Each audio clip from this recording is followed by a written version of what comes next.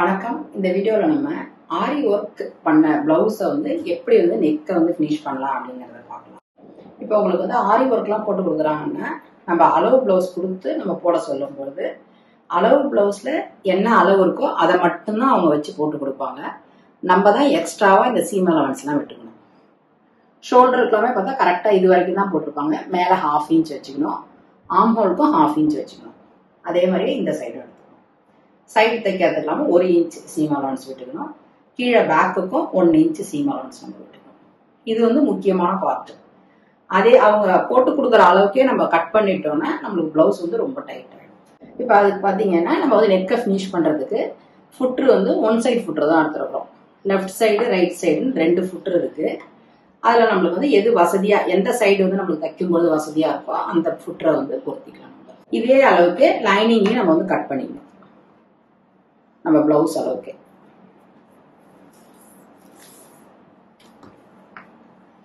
பிளவுஸோட நல்ல பக்கம் மேல இப்படி லைனிங்கை வச்சுக்கணும். கரெக்டா வச்சு பொருத்திக்கிட்டு பின் பண்ணிக்கணும்.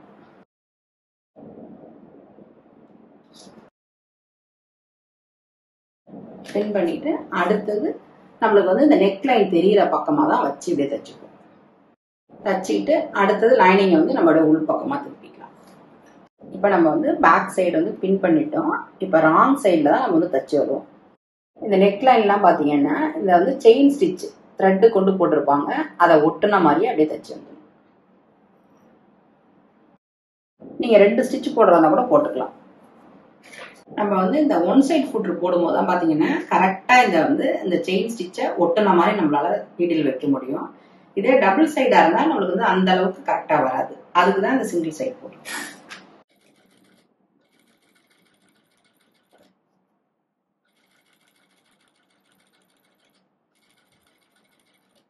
இப்போ நம்ம நெக்கை ஒட்டுன மாதிரி 2 ஸ்டிச் போட்டுட்டோம். அடுத்தது நம்ம கட் பண்ணிக்கலாம்.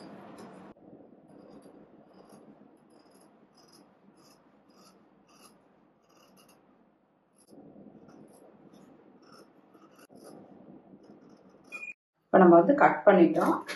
இந்த த்ரெட்ல படாத அளவுக்கு சின்ன சின்னதாக ஒரு ஸ்லிட் போட்டுக்கலாம்.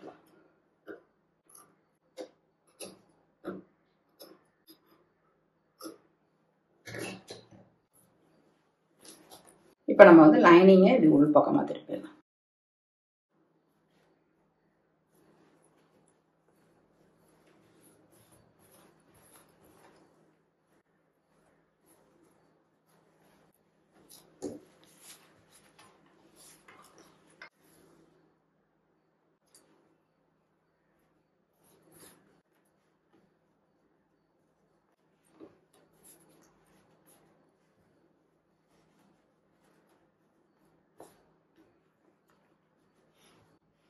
இப்போ நம்ம அடுத்தது பார்த்தீங்கன்னா இந்த ஷோல்டர், ஆர்ம் ஹோல் எல்லாமே ஸ்டிச் பண்ணிக்கலாம்.